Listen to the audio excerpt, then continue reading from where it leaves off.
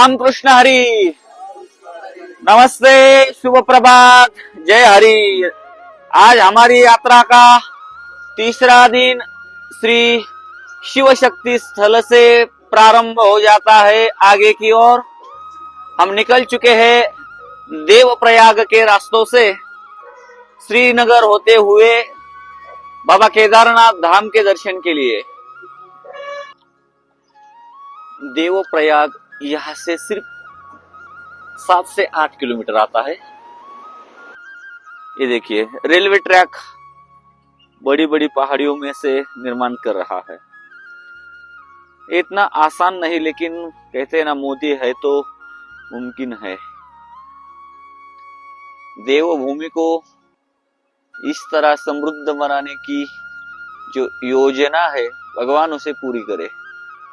चलते चलते देवप्रयाग के निकट आ पहुंचे हैं। यहाँ से देवप्रयाग सिर्फ 3 किलोमीटर के अंतर पर है। देखते हैं, ये जो माँ गंगा आपको बहते हुए दिखाई दे रही है, वास्तव में जिसका निर्माण गंगा स्वरूप में हुआ वही स्थल है देवप्रयाग। माता गंगा का ये जो स्वरूप हम लोगों को देखने को मिलता है, बहुत ही सुंदर और मनमोहक है। देवप्रयाग जाने के बाद तो आपको और खुशी हो जाएगी। सच में जीवन धन्य होता है देवप्रयाग संगम देखने के बाद। हम लोग संगम तक पहुंच चुके हैं। उससे पहले ये सेंट्रल संस्कृत यूनिवर्सिटी है। बहुत ही सुंदर इसका स्ट्रक्चर है। चलिए, सबसे महत्वपूर्ण हमें देखना है देवप्रयाग संगम। और लीजिए दोस्तों, हम आ पहुंचे हैं उस स्थान पर जिसका इंतजार हमें पिछले 2 दिन नहीं बल्कि 2 सालों से था। क्योंकि पिछली जो यात्रा हमने की थी वो चारों धाम की थी, लेकिन उन यात्रा मार्गों में ये सबसे पवित्र स्थल छूट जाता था। क्योंकि मार्ग अलग है, इसलिए हमने इस बार 2 ही धामों का चयन किया। और ये 2 धामों का जो मार्ग है वो सीधा देवप्रयाग से जाता है। देख सकते हैं, आगे जो दिखाई दे रही है वो माँ गंगा है। लेकिन उससे पहले पवित्र स्वरूप से वो जो हरे रंग में आपको दिखाई देती है, गोमुख ग्लेशियर से बहते बहते नीचे आने वाली वो माँ भागीरथी।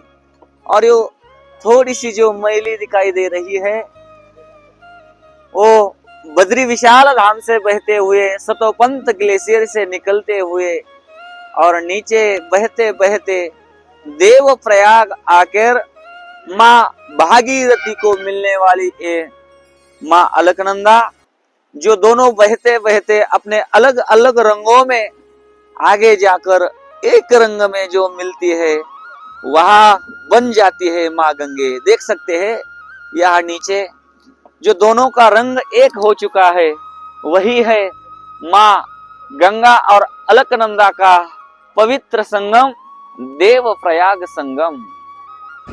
आज यहाँ आने के बाद हम लोगों को जो समाधान मिला है, जो आनंद मिला है, वो शब्दों में बयान नहीं कर सकते। क्यों? क्योंकि जिस संगम का इंतजार हम लोग 2 साल से कर रहे थे, पिछली यात्रा में हम लोगों में चारों धाम पैदल परिक्रमा के साथ पूरे किए, लेकिन उन मार्गों में ये देवप्रयाग संगम छूट जाता था। इस बार ये 2 धामों का रास्ता देवप्रयाग से होते हुए आगे की ओर जाता है और सबको पावन करने वाले इस देवप्रयाग संगम का अद्भुत दृश्य देखकर मन कृतार्थ हो रहा है। हर हर गंगे। चलिए, ऊपर से संगम हमने देख लिया, लेकिन पास जाके संगम का स्नान हम लोगों को करना है। दिखाते हैं आपको बिल्कुल नजदीक से। गोविंदपुरम से ये ब्रिज क्रॉस करके आने के बाद हम लोगों को 500 मीटर दूरी पर देवप्रयाग संगम मिलेगा। चलिए देखते हैं कैसा है संगम। ये देवप्रयाग भूमि का छोटा सा मार्केट, जो पर्यटक आते हैं उनको यहाँ से शॉपिंग करने का भी अवसर मिलता है। आ चुके हैं हम लोग संगम के स्थान पर, जहाँ से माँ भागीरथी आगे जाते हुए माँ अलकनंदा और भागीरथी का ये संगम अद्भुत देवप्रयाग संगम है। इस ओर से आने वाली माँ अलकनंदा, ओ हो, देवप्रयाग संगम है, माँ भागीरथी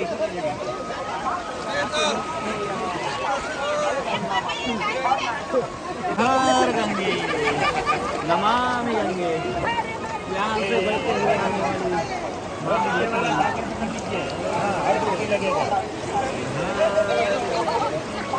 चलिए, देवप्रयाग संगम का दर्शन स्नान करके हम लोग हो चुके हैं पावन, और आज से माँ गंगा का तट हमें आगे नहीं मिलेगा, क्योंकि आगे का रास्ता केदारनाथ धाम का है।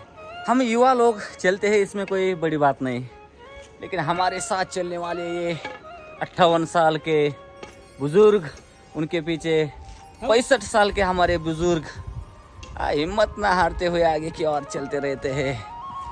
चलिए देखते हैं कहाँ तक हमारी हिम्मत टिक पाती है। आगे तक नहीं, आखिरी तक टिक पाएगी। दोस्तों, देवप्रयाग संगम का स्नान करके हम लोग आगे की ओर बढ़ रहे हैं। ये देवप्रयाग भूमि के आगे थोड़ा सा विश्राम करके हमें आगे जाना है। देखिए, अगर सभी यात्रीगणों के अगर मुखमंडल देखे जाए तो उनके मुख के भाव बता रहे हैं कि देवप्रयाग का स्नान करके वो कितना आनंद महसूस कर रहे हैं। कैसा लग रहा है? बहुत बढ़िया। चलिए, देवप्रयाग संगम का दर्शन स्नान करके हम लोग पहुंच चुके हैं 5 किलोमीटर आगे। यहाँ पर एक छोटा सा ये शरबत पॉइंट सेंटर है, यहाँ पर रुक के, आज का सोमवार का व्रत है इसलिए यही भोजन समारंभ होगा। हमारे महात्मा जी भोजन सामग्री लेकर, प्रसाद सामग्री लेकर यहाँ पर पहुँच चुके हैं। चलिए अध्यक्ष महाराज जी, भोजन समारंभ आरंभ कीजिए।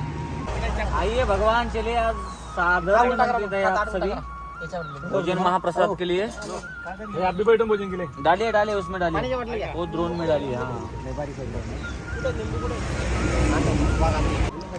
दोपहर का भोजन प्रसाद यहाँ इन साहब जी के नाश्ता सेंटर पर हो रहा है। श्री चलिए भोजन परोसा गया है। चलिए दोपहर का खाना हो चुका है, विश्राम हो चुका है और निकले हैं आगे के रास्ते। देखते हैं कितना चल पाते हैं शाम तक। 2 बज चुके हैं, अब 6 बजे तक चलना है। नमः पार्वती पातये शिव हर हर महादेव। मूल्य गांव में ये शुद्ध शाकाहारी वैष्णव भोजनालय दिखाई दिया है। यहाँ बैठ के थोड़ा सा ठंड पानी मिलेगा यहाँ पर। यहाँ से आगे 2 किलोमीटर पर पतंजलि आश्रम मिलता है। बाबा रामदेव जी का बनाया हुआ पतंजलि आश्रम देखना है आगे जाने के बाद कैसा दिखाई देता है। मूल्य गांव के अंतर्गत ही आने वाला ये पतंजलि सेवा आश्रम तथा पतंजलि गुरुकुलम, पतंजलि योगपीठ का जो उपक्रम है, अभ्युदय शिक्षा निश्रेयस संस्कार, शिक्षार्थ आइए और सेवार्थ जाइए, यह जो बाबा रामदेव जी का सेवा वाक्य है वो यहाँ पर प्रयोग में लाया जाता है। निःशुल्क स्वरूप में बच्चों को शिक्षा दी जाती है ताकि उनके हाथों समाज की, देश की और धर्म की सेवा हो सके। ऐसे ही बाबा जी के हाथों सामाजिक उपक्रमों का आयोजन होता रहे, यही भगवत चरण हम प्रार्थना करते हैं। हमारी गाड़ी आगे खड़ी है, सारथी श्री दादा हमारे सामानों के लिए गाड़ी है, जिससे कि पिछली यात्रा की तरह अधिक श्रम इस यात्रा में नहीं होते। आज चलने के लिए बहुत आनंद आ रहा है। सब लोग आराम से चल पा रहे हैं और देवप्रयाग का स्नान भी हुआ, इसलिए मन में आनंद भी है। भगवान ना करे कि मौसम फिर से बदल ना जाए। शाम के 6:30 बज चुके हैं। लगता है आज भी कल की ही परिस्थिति हमारे सामने है। कितना किलोमीटर है आगे अभी? बस 7 तो बज ही जाएंगे। जय भोले। हमारी पैदल यात्रा है तो इनकी साइकिल यात्रा है। Assam to all India. चलिए जल्दी जल्दी जाना है, फलहार पाना है। बराबर शाम के 7:05 हो चुके हैं और आ गया है हमारा विश्राम स्थल। हमारे महात्मा जी यहाँ बैठे हुए हैं, हमारी गाड़ी आगे लगी हुई है। लगता है यहीं पर कोई विश्राम स्थान है। चलिए रुकते हैं यहाँ पर। आज शाम का फलहार सोमवार होने के कारण वहाँ बन रहा है। हमारे सचिन महाराज जी फलहार बना रहे हैं और बाकी सभी साधकगण हरिपाठ करके हनुमान चालीसा का पाठ यहाँ पर कर रहे हैं। मथेला नाम का ये सुंदर सा गांव है जहाँ पर हम लोग रुके हैं। चलिए मिलते हैं कल सुबह आगे के रास्ते पर।